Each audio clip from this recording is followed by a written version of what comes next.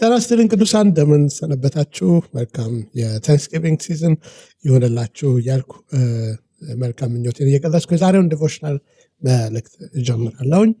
የደቀ መዝሙርት ዓላማ ዛሬ ትንሽ የምስጋና እይታ እንዲኖረን እወዳለሁኝ።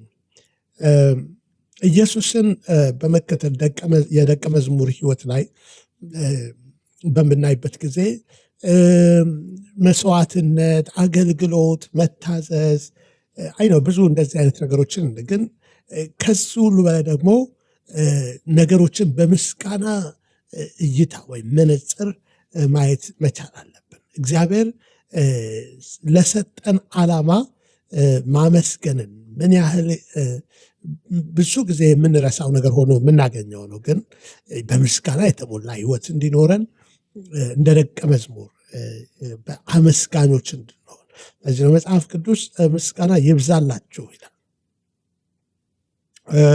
ብዙ ምስጋና ለእግዚአብሔር የምናመሰግንበት ብዙ ምክንያት አለ። ዳዊት በመዝሙር 103 ቁጥር 2 ላይ ነፍሴ ሆይ እግዚአብሔርን ባርኪ፣ ያደረገልሽን ሁሉ ምስጋናውን ሁሉ አትርሺ።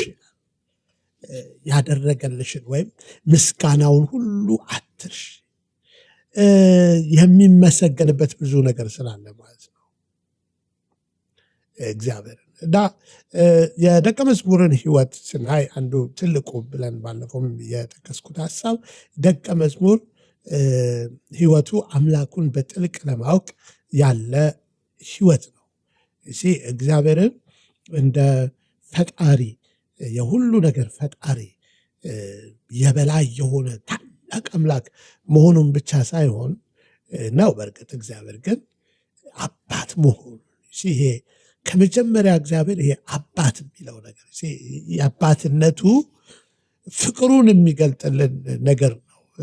የእሱን አባትነት እንደ አባት እሱን ማወቅ ኢየሱስ ክርስቶስን እንደ ግል አዳኛችን ተቀብለ ነው ከእርሱ ጋር ስንመላለስ ይበልጥ እሱን በጥልቀት እያወቅ ነው እንሄዳለን። ዮሐንስ 17:3 ላይ ጌታ ሲናገር እውነተኛ አምላክ ብቻ የሆን አንተን የላከውንም ኢየሱስ ክርስቶስን ያውቁ ዘንድ ይህች የዘላለም ህይወት ናት አለ። አብ ማን እንደሆነ ማወቅ፣ ወልድ ማን እንደሆነ ማወቅ፣ ያ የዘላለም ህይወት ይህንን ሰው ካላወቀ ኢየሱስን ፍጡር አድርጎ ካየ አምላክነቱንም ካልገባው የዘላለም ህይወትን ሊያገኝ አይችልም ማለት ነው። እና ይሄ እግዚአብሔርን ይበልጥ እያወቅ ነው በሄድን ቁጥር ስለተደረገልን ነገር ብዙ እንድናመሰግነው፣ ስለ መውደዱ፣ ስለ ፍቅሩ፣ ስለ ይቅርታው፣ ስለ ፈውሱ፣ ስለ ማዳኑ፣ ስለመለሰልን የጥያቄዎች ሳንጠይቀው ስለሰጠን በጎ ነገሮች፣ በእጆቻችን ላይ ስላሉት ነገሮች፣ ስለ ጤናችን፣ ስለ ፈውሳችን፣ ስለ ልጆቻችን፣ ስለ ቤተሰባችን፣ በዙሪያችን ስላሉ መልካም ወዳጆቻችን፣ ስለ ስራችሁ፣ አሜን፣ ስለ ብዙ ነገር እግዚአብሔር ፊት የምናመሰግንበት አለ። እሱ መልካም አምላክ ነው። ሁልጊዜ ጠዋት ከእንቅልፋችን እንነቃለን። የምንተነፍሰው ሁሉ እና እኛን በምናልፍበት ሁሉ ጌታ እኛን ይበልጥ እሱን እንድናቀው ምክንያት የሚሆኑ ነገሮች። በ17ኛው ክፍለ ዘመን ላውረንስ የሚባል አንድ የሚኖር ክርስቲያን ነበርና እቃ በማጠብ ውስጥ በሹክሹክታ ውስጥ ሁሉ የእግዚአብሔርን ፕሬዘንስ እንዴት መለማመድ ይቻላል የሚል የእሱ መጽሐፎች በብዛት ተተርጉመው የወጡ ሰው ነው። እና ከሁሉ በላይ እግዚአብሔርን ለማክበርና ለማመስገን መንቀሳቀስ በምናደርገው ሁሉ እግዚአብሔርን ለማክበርና ለማመስገን በማሰብ መንቀሳቀስ አለብን አለ። እግዚአብሔርን በምናደርገው ሁሉ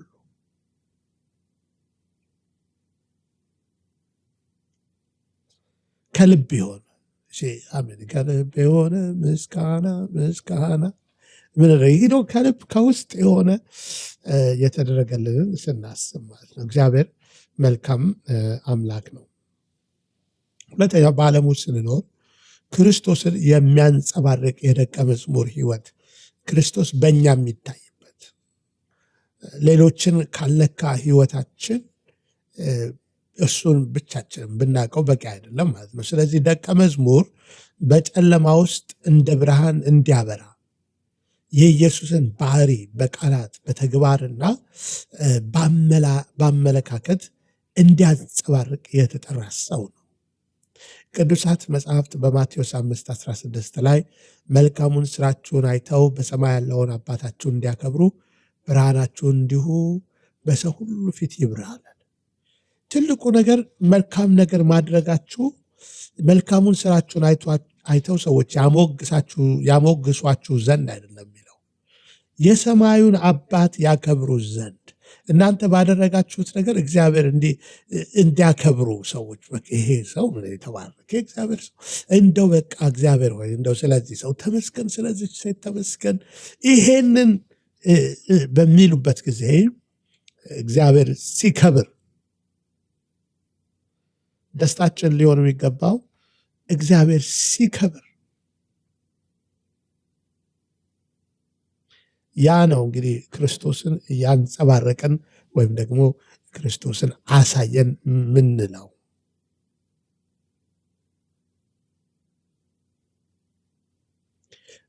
ጌታን በምናመሰግንበት ጊዜ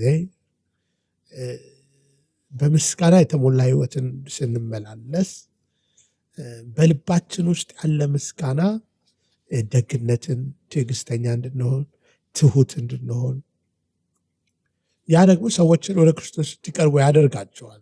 ወደ መጨረሻው ነጥብ እያመጣሁ ነው። እምነትና በረከትን ለማብዛት ደቀ መዝሙር ነን፣ ብዙዎችን እንዲያምኑ ለማድረግ። የደቀ መዝሙር ዓላማ ይሄንን ህይወት ብዙዎች እንዲያገኙት ማድረግ ነው። ጌታ በመጨረሻ ወደ ከማድረጉ በፊት ማቴዎስ 28:19 እንግዲህ ሂዱና አሕዛብን ሁሉ በአብ በወልድ በመንፈስ ቅዱስ ስም አንድ አምላክ ፋዘር ሳን ሆሊ ስፒሪት እያጠመቃችኋቸው ደቀ መዛሙርት ያደርጓቸው። ይሄ እያንዳንዱ የምስጋና ተግባር ባርኮቱን ያበዛዋል። አመስጋኝ ደቀ መዝሙር ሌሎችን ወደ እግዚአብሔር ያነሳሳል፣ ያመጣል። እግዚአብሔር ያደረገልን ስናካፍል ምስክርነታችን ለሌሎች በእምነት እንዲያድጉ ዘር ይሆናል ማለት ነው። ምስክርነታቸው በእርግጥ ዲያብሎስንም ራሱ በምስክርነታቸው ቃልና በበጉ ደም ድል ነሱት ይላል። በተናገርን ቁጥር የእግዚአብሔርን መልካምነት ድል እየነሳ ነው የተደረገልንን በመስቀል ላይ የተሰራልንን በተናገርን ቁጥር እንደ አንተ ምን ሆነልን ነው እግዚአብሔር እንደዚህ ምን ያልሆነልኛል? በመስቀል ላይ እኮ ስለ እኔ የሞተው ኢየሱስ ክርስቶስ ደሙን እኮ አፍስሶ ኃጢአቴን ሁሉ በደሙ እኮ አጥቦኛል፣ ይወደኛል፣ ስለወደደኝ እኮ ነው የሞተው። አቤት እንደዚህ ባላችሁ ቁጥር ሰይጣንን እያንዳንዱ ቃል እያስበረገገው ነው የሚሄደው።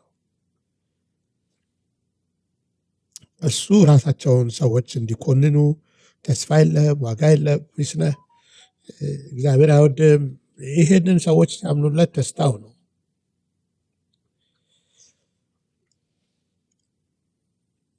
ስለዚህ ይሄ በምስጋና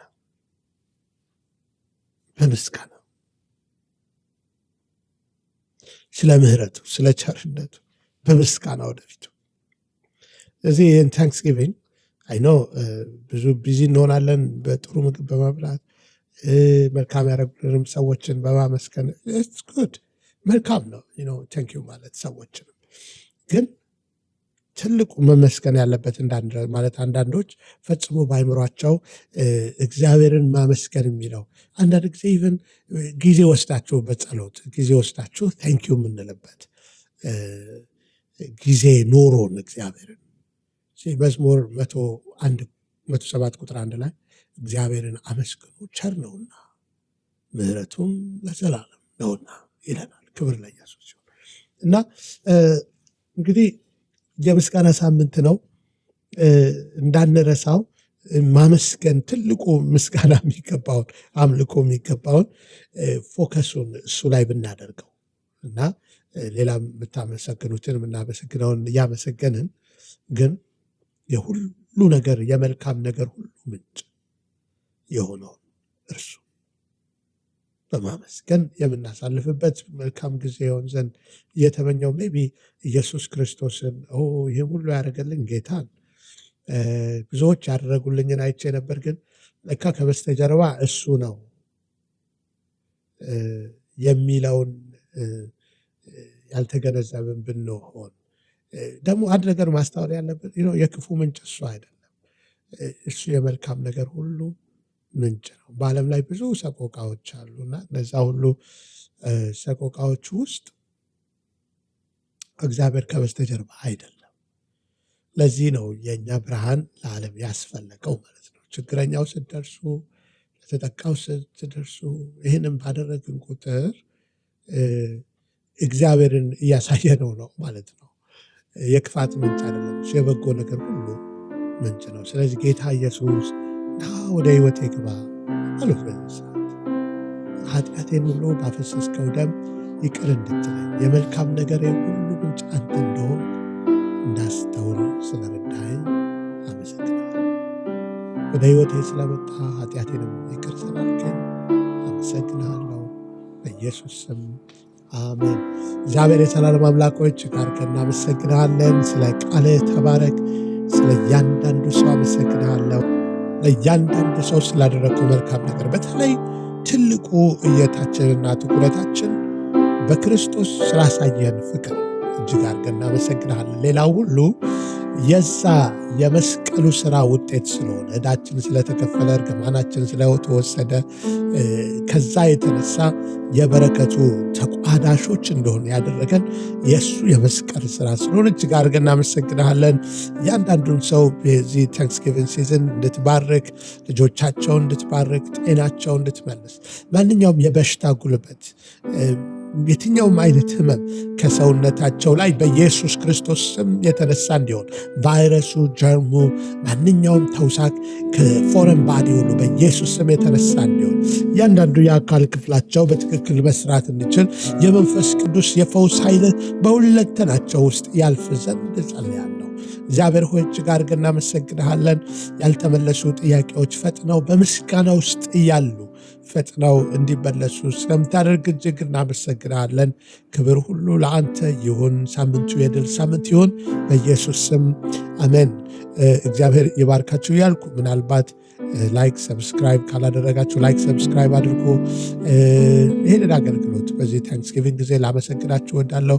በጸሎታችሁ አብራችሁ በመቆማችሁ ሰፖርት በማድረጋችሁ በገንዘባችሁ ሰፖርት ላደረጋችሁ ሁሉ እግዚአብሔር አብዝቶ እንዲባረካችሁ እየጸለይኩ መልካም ሳምንት ተናኩ።